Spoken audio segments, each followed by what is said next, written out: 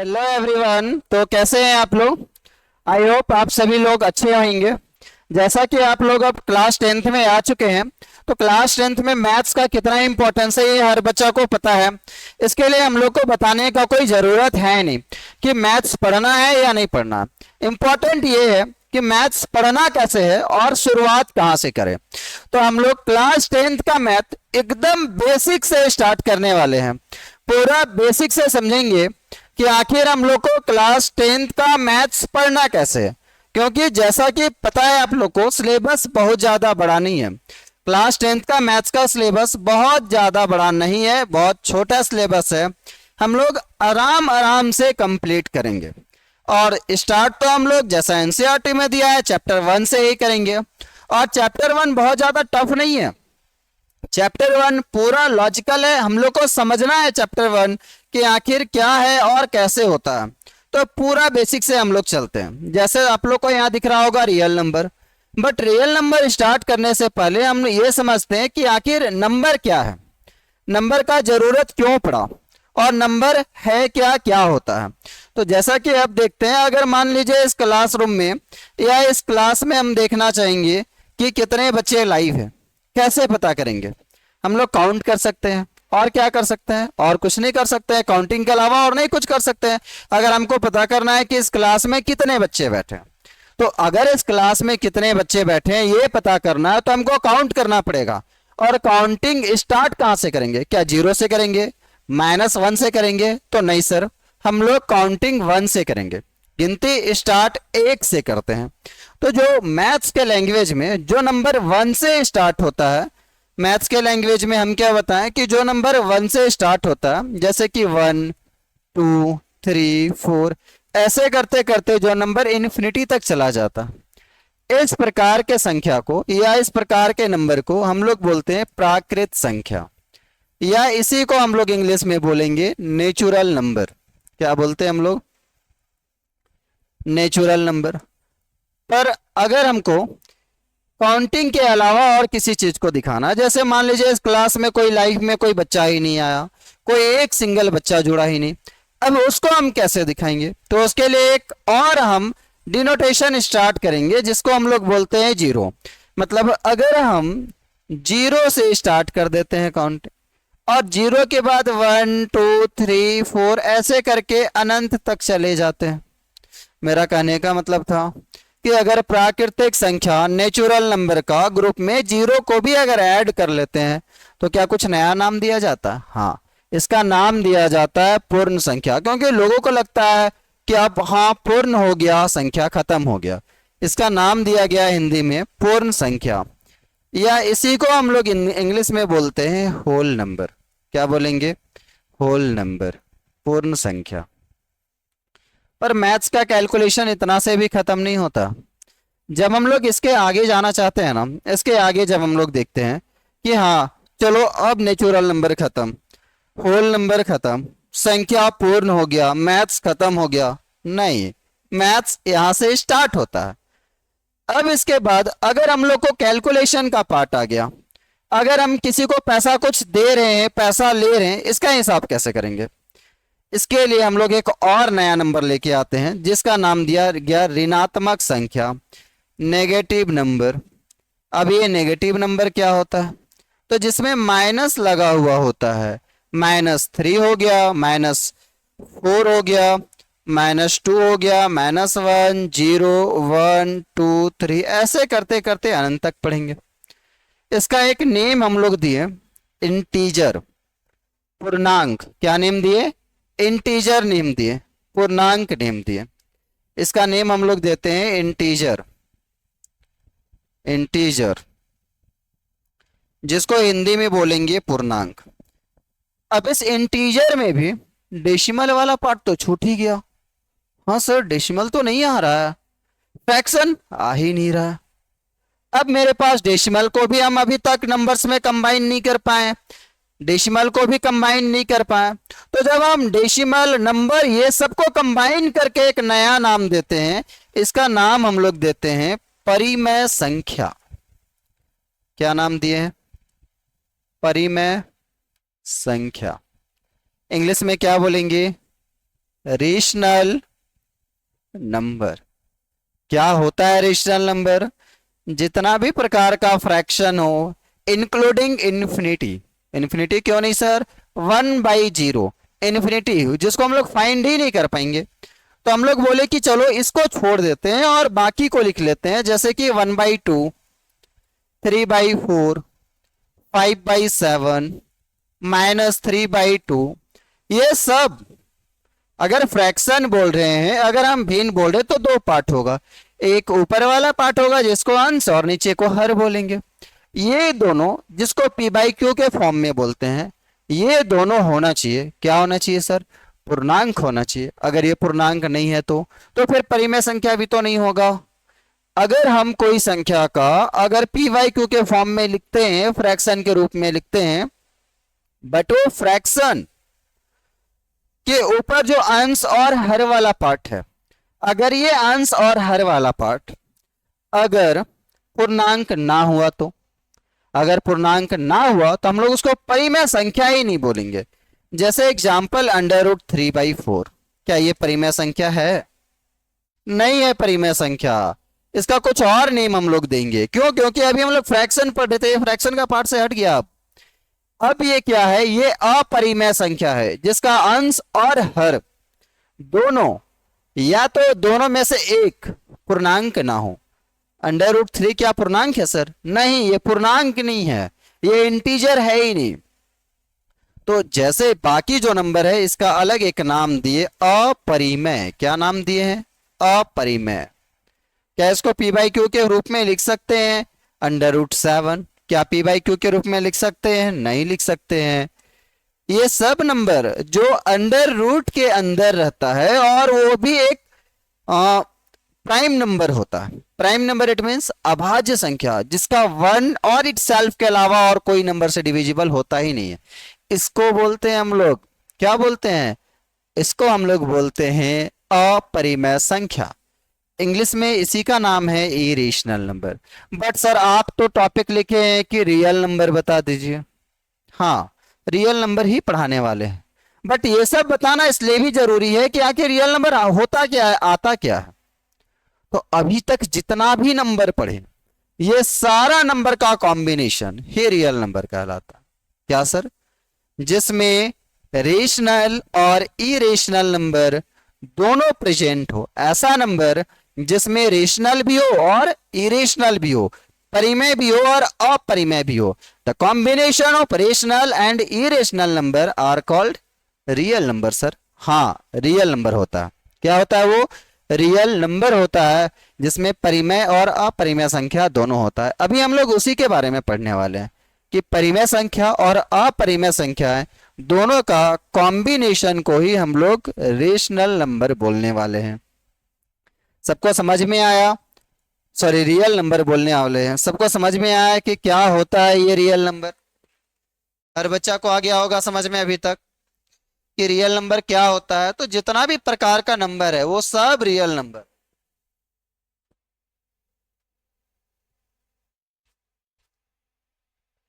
क्या बोले हम? कि जितना भी प्रकार का नंबर है वो सारा नंबर रियल नंबर है, या ऐसे भी बोल सकते हैं कि रेशनल और इरेशनल नंबर का कॉम्बिनेशन, परिमेय और अपरिमेय संख्याओं का कॉम्बिनेशन ही कहलाता है रियल नंबर, वास्तविक संख्या, रियल नंबर।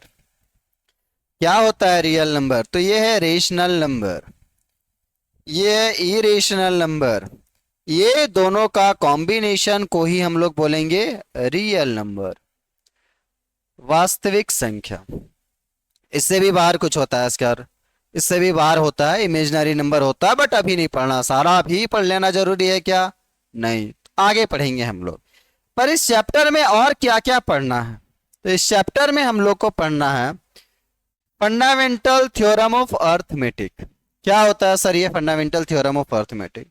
तो जैसे अभी हम बताएं रियल नंबर बताएं, फंडामेंटल थ्योरम ऑफ अर्थमेटिक भी ऐसा ही कुछ है। अभाज्य संख्या भी बता चुके, प्राइम नंबर जिसका 1 और इटसेल्फ के अलावा और कोई फैक्टर ना हो। तो अब फैक्टर क्या है ये समझना है इसमें। अब ये फंडामेंटल थ्योरम ऑफ अर्थमेटिक क्या कहता है कि every composite number can be express factorized as a product of prime, and this factorization is unique, a part of the order in which the prime factor occur. इसका क्या मतलब हुआ sir? इसका एक ही मतलब होता है। इसका मतलब ये हुआ कि अभी हम लोग दो चीज नंबर पढ़े। अभी एक्चुअली कंपोजिट नंबर हम बताए नहीं है, अभी बता देते हैं। कंपोजिट और प्राइम नंबर का डिफरेंस थोड़ा सा समझ लेते हैं, फिर आगे समझेंगे। अब प्राइम नंबर क्या है वो समझो। जैसे अगर हम प्राइम नंबर बोलते हैं तो प्राइम नंबर इट मीन्स ऐसा नंबर जो वन और इटसेल्फ, इसके अलावा और किसी से डिवाइड ना हो। इसका क्या मतलब हुआ सर? समझो, अगर कोई नंबर वन और इटसेल्फ किसी से डिवाइड नहीं हो रहा है, इसका मतलब हुआ कि इसका दो ही फैक्टर है। फैक्टर क्या होता है? तो मान लीजिए जैसे एक नंबर 5 है, तो 5 किस संख्या से, कौन कौन संख्या से डिवाइड होता है, वही उसका फैक्टर कहलाता है। तो 5 जैसे 1 और 5 के अलावा और किसी से डिवाइड होता है? नहीं होता है। तो 1 और 5 इसका फैक्टर है। 1 और 5 क्या है? इसका फैक्टर है। अब हम लोग समझते हैं कि 1 और 5 इसका फैक्टर है, तो क्या सर हम लोग ऐसे बोल सकते हैं? क्या हम ऐसे बोल सकते हैं कि any number have only two factor? Any number have only two factor, two factor. तो हाँ, कोई भी नंबर है जिसका दो फैक्टर है, उसी को हम लोग बोलते हैं प्राइम नंबर। पर अगर मोर देन टू फैक्टर हो गया, मोर देन टू फैक्टर, तो इसको क्या बोलेंगे? अगर मोर देन टू फैक्टर है तो इसको हम लोग बोलते हैं composite number. One prime number है सर? नहीं, वन ना ही प्राइम नंबर है और ना ही कंपोजिट नंबर। अब इस पूरा का पूरा फंडामेंटल थ्योरम ऑफ अर्थमेटिक में यही चीज बताना चाह रहा है। प्राइम नंबर तो जिसका दो फैक्टर है, पर कंपोजिट नंबर क्या है? तो जितना भी कंपोजिट नंबर है प्राइम नंबर के अलावा है, वो सब को प्राइम नंबर के फैक्टर के जैसा लिख सकते हैं, या फिर प्राइम नंबर के फैक्टर के फॉर्म में लिख सकते हैं। एग्जाम्पल से समझते हैं। अगर मेरे पास कोई एक नंबर है 18, अगर हम 18 का फैक्टर निकालते हैं तब क्या होगा समझो। अगर हम 18 का फैक्टर निकालते हैं तो पाएंगे क्या? 18 2 से डिवाइड होता है, हाँ 9 लिख लिए। ये 3 से डिवाइड होता है, 3 लिख सकते हैं। ये 3 से डिवाइड होगा, 1 लिख सकते हैं। मतलब 18 का अगर हम फैक्टराइजेशन के रूप में अगर फैक्टर करते हैं तो 18 को 2 इंटू 3 इंटू 3 लिख सकते हैं। ये सब प्राइम नंबर होगा। 2 होगा, 3 होगा, 3 क्या है? ये प्राइम नंबर होगा। मतलब एवरी कंपोजिट नंबर को एक्सप्रेस कर पाएंगे किसके रूप में? Prime, product of prime number के रूप में, प्रोडक्ट ऑफ प्राइम नंबर के रूप में। और इसी का एक नाम दे दिया गया। क्या नाम दिया गया? फैक्टराइजेशन। फैक्टराइज्ड कर दिए हम लोग। क्या कर दिए? फैक्टराइज्ड कर दिए। इसी को बोला गया फैक्टराइजेशन। अब समझो, हर नंबर का एक यूनिक फैक्टराइजेशन होगा। यानी क्या हम जैसे 18 को लिखे हैं, 18 का प्राइम फैक्टराइजेशन के रूप में हो जाएगा 18 बराबर 2 इंटू 3 का स्क्वायर। क्या कोई और नंबर का ऐसा हो सकता है? क्या हम 20 को ऐसे लिख सकते हैं 2 इंटू 3 का स्क्वायर? नहीं लिख सकते। इसका अपना एक यूनिक प्राइम फैक्टराइजेशन होगा। इसका अपना क्या होगा? एक यूनिक प्राइम फैक्टर होगा। इसको एक यूनिक रूप में फैक्टराइज्ड कर पाएंगे। कैसे करेंगे? तो देखो, 20 को हम लोग लिख सकते हैं 2 इंटू 5, 5 2 जा 10 और 10 2 जा 20। अब 20 का फैक्टराइज्ड हो गया, या 20 का जब हम फैक्टराइजेशन करेंगे तो हम इसको 20 को लिख सकते हैं 2 का स्क्वायर इंटू 5। ये डिफरेंट हुआ, ये डिफरेंट हुआ। तो ऐसा हर एक कंपोजिट नंबर का यूनिक प्राइम फैक्टराइजेशन होता है। इसके बारे में ही बताया गया हम लोग को इस थ्योरम में, फंडामेंटल थ्योरम ऑफ अर्थमेटिक। इसी में बताया गया कि every composite number can be expressed as a product of prime number, as a product of prime. तो क्या सर हम निकाल सकते हैं किसी का? हाँ, आप निकाल सकते हैं। यहाँ पे एक्सरसाइज में क्वेश्चन भी दिया हुआ है, देखिए। Express each number as a product of its prime factor. हमको हर नंबर का पहला ही क्वेश्चन 1.1 का दिया हुआ है। क्या दिया हुआ है? तो पहला ही नंबर 1.1 का दिया हुआ है, express each number as a product of its prime factor. हमको जितना नंबर यहां दिख रहा है इसका प्राइम फैक्टर के रूप में एक्सप्रेस करना है। कैसे करेंगे? अभी जस्ट हम बताएं, वैसा ही करना है। जब भी हम इसका प्राइम फैक्टर निकालेंगे तो एक चीज का ख्याल रखना, जो नंबर ले रहे हैं वो नंबर अभाज्य नंबर होना चाहिए, प्राइम नंबर होना चाहिए। जैसे सबसे छोटा प्राइम नंबर होता है 2, 2 से डिवाइड होगा 7 बार में 70, 2 से डिवाइड होगा 35 बार में। 2 से डिवाइड का मीन्स उसको हाफ कर देते हैं। अब क्या 35 डिवाइड होगा 2 से? लास्ट में 5 है सर। कोई भी संख्या का लास्ट का बस डिजिट, यूनिट डिजिट अगर 2 से डिविजिबल नहीं है, पूरा संख्या 2 से डिविजिबल नहीं होगा। यहाँ पे लास्ट में 5 लगा हुआ है तो सर क्या ये भी 2 से डिवाइड नहीं होगा? ये भी नहीं होगा, ये भी नहीं होगा।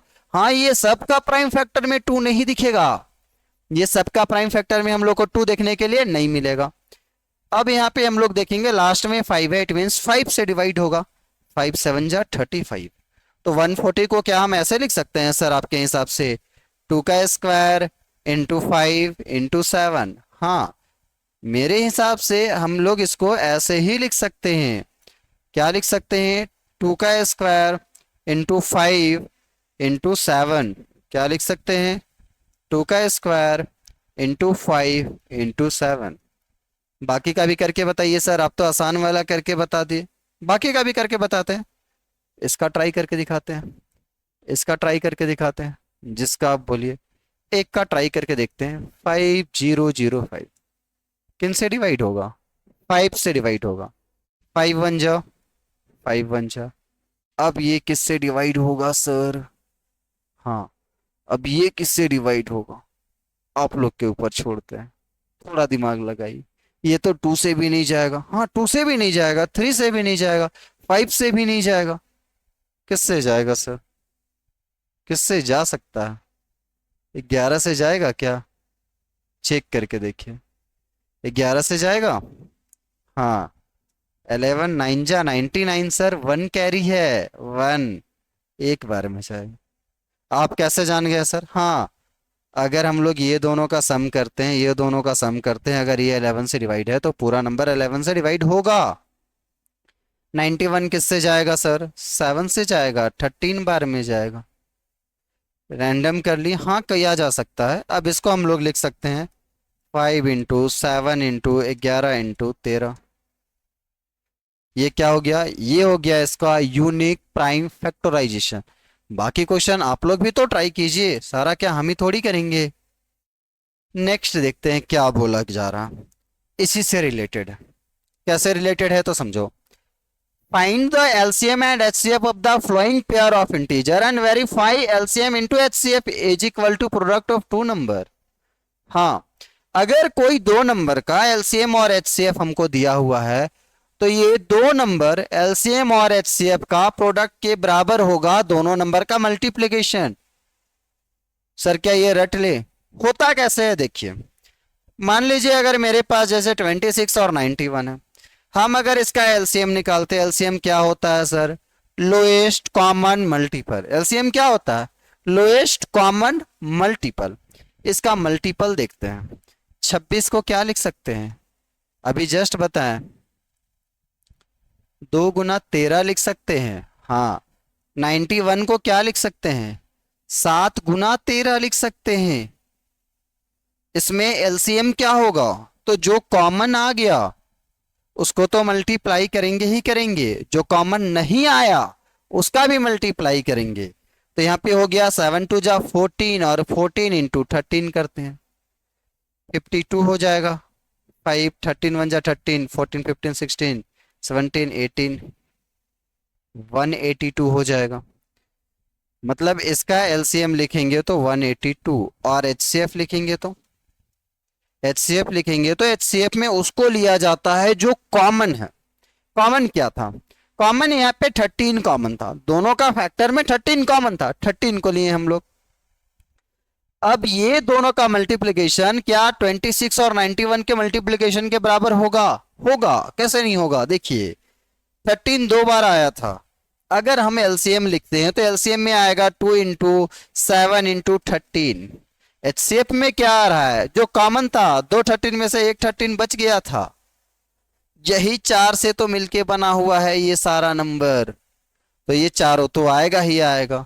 तो इसमें यही चीज प्रूफ करना है, पहले निकालना है एलसीएम, फिर निकालेंगे एचसीएफ, और फिर हम लोग प्रूफ करके देखेंगे। प्रूफ क्या करेंगे, मल्टीप्लाई करके देखेंगे, ये दोनों का मल्टीप्लाई करेंगे, ये दोनों का मल्टीप्लाई करेंगे, इक्वल आएगा। सॉरी, आप कह सकते हैं कि इक्वल आएगा, हाँ, क्योंकि ये सारा नंबर अभी जस्ट बताएं कि ये इसी का मल्टीप्लीकेशन से मिलके बना हुआ है। ये क्वेश्चन भी आप लोग ट्राई कीजिएगा। आगे बताते हैं, find the LCM and HCF of the following integer by applying the prime factorisation method. इसका प्राइम फैक्टराइजेशन मेथड का यूज करके हमको इसका एलसीएम और एचसीएफ निकालना। अभी बताएं कि प्राइम फैक्टराइजेशन 12 को क्या लिख सकते हैं, 12 को लिख सकते हैं हम लोग। अगर ऐसे नहीं समझ में आ रहा होगा तो हम ऐसे भी बता सकते हैं, इसको हम लोग ऐसे भी लिख सकते हैं, जैसे 12 है, साइड में 12 कीजिए, 2 से लिखेंगे 6 बार में जाएगा, 2 से करेंगे 3 बार में जाएगा। 15 को क्या लिख सकते हैं, 3 से करेंगे 5 बार में जाएगा। 21 को क्या लिख सकते हैं, 3 से करेंगे 7 बार में जाएगा। अब हम इसको ऐसे आराम से लिखते हैं, 12 2 इंटू 3, 15 3 इंटू 5, 21 3 इंटू 7। अब जो कॉमन होगा वही एचसीएफ होता है। अभी जस्ट बताएं, एचसीएफ फाइंड करना है sir. HCF highest common factor, नाम ही है फैक्टर, तीनों में कॉमन क्या है, 3 यहाँ भी है, 3 यहाँ भी है और यहाँ भी है। क्या और कोई ऐसा नंबर है जो तीनों में कॉमन है? नहीं सर। अगर कोई नंबर तीनों में कॉमन नहीं है तो हम एचसीएफ बराबर लिखेंगे 3। फिर एलसीएम क्या होगा, एलसीएम जो कॉमन है उसको तो लिखते ही हैं, 3 को लिखेंगे ही लिखेंगे। इसके बाद जो अनकॉमन है उसका भी मल्टीप्लाई करेंगे। अनकॉमन क्या है, अनकॉमन है 2 इंटू 2 इंटू 5 इंटू 7। अब मल्टीप्लाई भी कैसे करेंगे समझते हैं। 2 और 5 का मल्टीप्लाई करने से 10 होता है, तो 0 को छोड़ देंगे हम लोग और आगे मल्टीप्लाई करते हैं। 7 3 जा 21 और 21 का डबल 42 होता है, और 42 को 10 से मल्टीप्लाई करेंगे तो 420। मेरा एचसीएफ आ गया 3, एलसीएम आ गया 420, और इस मेथड का नेम भी हो गया प्राइम फैक्टराइजेशन मेथड, क्योंकि सबका फैक्टर ही तो निकाले हैं हम, और फैक्टर निकालने के बाद एचसीएफ और एलसीएम निकाल दिए। और कोई मेथड है निकालने का? हाँ, बट क्वेश्चन में क्या बोला, प्राइम फैक्टराइजेशन का यूज कीजिए। अगर क्वेश्चन में प्राइम फैक्टराइजेशन का यूज करने के लिए बोला गया है तो हम यही मेथड यूज करेंगे, और ये सबसे आसान भी है, एक बार में एलसीएम एचसीएफ दोनों निकाल सकते हैं। एक मेहनत, दोनों आंसर आ गया। एक बार प्राइम फैक्टराइजेशन के, एक बार एचसीएफ, दूसरा में एलसीएम आ गया। दोनों को अलग अलग निकालने का क्या कोई झंझट था? नहीं था झंझट। आगे देखते हैं हम लोग। यहां पे बोला गया है given that HCF equal to 9 and LCM equal to something. इसका एचसीएफ 9 दिया हुआ है, एलसीएम फाइंड करना। कैसे फाइंड करेंगे? अभी एक रूल बताएं, चलिए चलते हैं। रूल क्या बताएं कि एलसीएम इंटू एचसीएफ होता है multiplication of both number, first number into second number. दोनों नंबर का मल्टीप्लीकेशन होता। कैसे करेंगे देखिए, ये दिया हुआ है 3, फर्स्ट नंबर है 306, सेकेंड नंबर है 657, और एचसीएफ क्या दिया हुआ है? एचसीएफ दिया हुआ है हम लोग के पास 9, और सॉरी उल्टा लिख दिए हैं, सॉरी, क्या दिया हुआ है? एलसीएम नहीं दिया हुआ है और एचसीएफ दिया हुआ है 9। तो एलसीएम निकालने के लिए अगर ये 9 को दूसरे साइड भेज देते हैं, 9 नीचे आ जाएगा। कैसे जानेंगे सर 3 9 से डिविजिबल है कि नहीं? 6 + 3 करेंगे तो 9 होगा, और 9 होगा तो ये 9 से डिविजिबल है। 9 से कट कर देते हैं, 9 9 18, 3 बार में 27, 3 बच गया, 4 बार में 36। एलसीएम मेरा आ गया 34 इंटू 657। ऐसे करके हम लोग निकाल लेंगे। बहुत ज्यादा टफ था? नहीं, टफ नहीं है, आसान है। ये सब नंबर हम लोग आगे पढ़ने वाले हैं। जैसे check whether 6 n can end with the digit 0 for any natural number. क्या ये एनी नेचुरल नंबर 6 का पावर कुछ भी रख देंगे एंड होगा 0? नहीं होगा। कैसे नहीं होगा सर? अभी जस्ट यहाँ पे हम बताए थे कि 2 और 5 रहेगा तो 0 आ जाएगा, 10 आ जाएगा। यहाँ क्या है? यहाँ ओनली फॉर क्या है? 6n। 6n मतलब 2 और 3। 5 तो दिख ही नहीं रहा है सर। 5 नहीं दिख रहा है तो 0 होगा क्या? नहीं होगा। होगा क्या 0? नहीं होगा। आप लोग खुद क्वेश्चन देख के बना पा रहे हैं या नहीं? हम एक क्वेश्चन बता रहे, बाकी आप लोग क्वेश्चन देख के बना पा रहे हो या नहीं? सच बताना। जरूर बना पाओगे, क्योंकि ये हम लोग मैथ्स को आसान बना के पढ़ने वाले हैं। कैसे आसान बनाएंगे आप लोग देख ही रहे हैं। बहुत ज्यादा क्लास को आज लंबा नहीं करेंगे। कुछ क्वेश्चन आप लोग के लिए भी रहेगा। ये सब कुछ कुछ क्वेश्चन आप ट्राई कीजिए, बाकी नेक्स्ट क्लास में हम लोग बताने वाले हैं। ठीक है। जय हिंद, जय भारत। Thank you.